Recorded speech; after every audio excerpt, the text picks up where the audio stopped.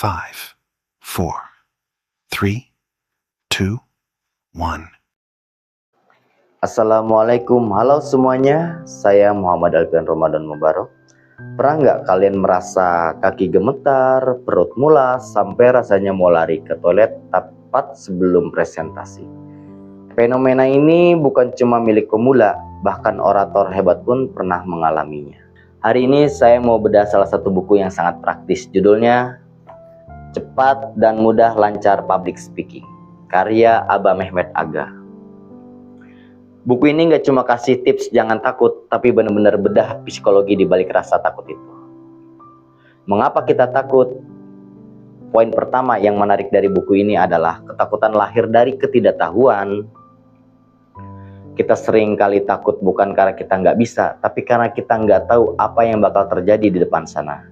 Kita sibuk meraba-raba skenario terburuk di otak kita. Buku ini bilang, audiens itu sebenarnya menginginkan kesuksesan kita. Nggak ada audiens yang duduk manis cuma buat nunggu kita gagal. Menyadari hal ini adalah langkah pertama untuk berpikir lebih jernih dan rasional. Jadi ada persiapan atau senjata rahasia kepercayaan diri sebelum kita tampil. Persiapan di sini ditekankan bahwa persiapan yang matang itu sudah memenangkan 3/4 pertempuran. Tips yang sangat teknis. Pertama, jangan hafalin kata demi kata. Buat kerangka umum atau outline-nya. Pecah materi ke dalam catatan kecil. Kenapa? Supaya kalau kita lupa satu kata, kita gak bakal blank total karena kita paham alur besarnya. Penulis juga menyarankan melihat performa sendiri di kamera itu obat paling ampuh buat tahu bagian mana yang selalu diperbaiki atau yang perlu diperbaiki. Teknis relaksasi atau membohongi otak. Nah, ini bagian favorit saya, bahasa tubuh. Buku ini bilang, kita bisa membohongi otak kita sendiri. Caranya dengan berdiri tegak, tarik bahu ke belakang, dan tetap tersenyum saat tubuh kita menunjukkan postur percaya diri. Otak akan menerima sinyal bahwa semuanya baik-baik saja. Jangan lupa teknik pernapasan. Tarik napas dalam, rasakan sensasinya melayang dan hembuskan perlahan. Itu simple tapi sangat efektif. Memenangkan saraf yang tegang. Jadi ditenangkan tuh saraf yang tegang. Menghadapi audiens yang sulit. Gimana kalau audiensnya bosan atau malah menguap? Buku ini kasih perspektif yang menenangkan. Jangan terlalu dipikirkan. Seringnya reaksi audiens itu bukan karena kita jelek, tapi mungkin karena memang lagi capek atau kurang tidur. Jangan biarkan fokus kamu hilang gara-gara satu atau dua orang yang nggak memperhatikan. Fokus aja pada pesan yang ingin kamu sampaikan. Buku ini membawa kita melakukan perjalanan waktu ke masa Yunani kuno di mana Aristoteles merumuskan bahwa komunikasi bukan sekedar pertukaran informasi, melainkan sebuah seni memengaruhi orang lain. Beliau memperkenalkan 3 pilar utama yang disebut dengan trilogi persuasi. Jika salah satu pilar ini hilang, maka pesan yang kita sampaikan akan goyah dan sulit diterima oleh audiens. Yang pertama itu ada etos. Membangun kredibilitas dan karakter. Etos adalah penilaian pertama audiens terhadap Anda. Bahkan sebelum Anda mengucapkan kata pertama, ini berkaitan dengan etika dan kepercayaan. Mengapa audiens harus mendengarkan Anda? Apakah Anda memiliki otoritas dalam topik tersebut?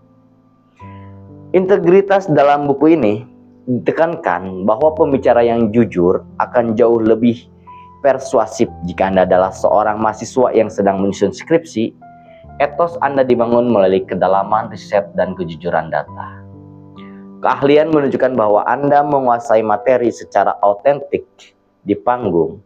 Etos terpancar dari cara Anda berdiri dan ketenangan suara Anda. Tanpa etos, audiens akan merasa skeptis terhadap apapun yang Anda katakan. Dan lanjut yang kedua ada pathos. Menyentuh hati dan emosi. Jika etos adalah fondasi, maka pathos adalah jembatan yang menghubungkan Anda dengan audiens. Manusia bukan makhluk logika murni. Kita adalah makhluk emosional. Pathos adalah kemampuan untuk membangkitkan perasaan baik, itu semangat, rasa haru hingga harapan. Storytelling. Buku ini menyarankan penggunaan cerita. Data bisa dilupakan, tapi cerita yang menyentuh perasaan akan terasa dan terus diingat. Empati, saat Anda mengakui bahwa Anda pun pernah merasa gugup, seperti yang dibahas dalam buku awal ini, Anda sedang membangun patos. Anda menunjukkan bahwa Anda memahami perasaan audiens, sehingga tercipta ikatan emosional yang kuat. Dan ketiga, logos, logika dan kekuatan argumen. Setelah hati mereka tersentuh, audiens butuh alasan yang rasional untuk tetap percaya. Inilah logos. Ini adalah isi dari pesan Anda. Fakta, data, statistik, struktur argumen yang masuk akal. Struktur yang jelas, logos memastikan presentasi Anda memiliki alur yang koheren dari pendahuluan hingga kesimpulan. Bukti nyata menggunakan kutipan ahli, situasi, hasil penelitian, seperti yang sering Anda lakukan dalam analisis UMKM, akan memperkuat sisi logos Anda. Tanpa logos, pidato Anda hanya akan terdengar seperti omong kosong yang emosional. Kesimpulan keseimbangan adalah kunci buku ini mengingatkan kita bahwa orator hebat tidak mengandalkan satu pilar. Pembicara yang mengandalkan logos akan terdengar membosankan seperti robot.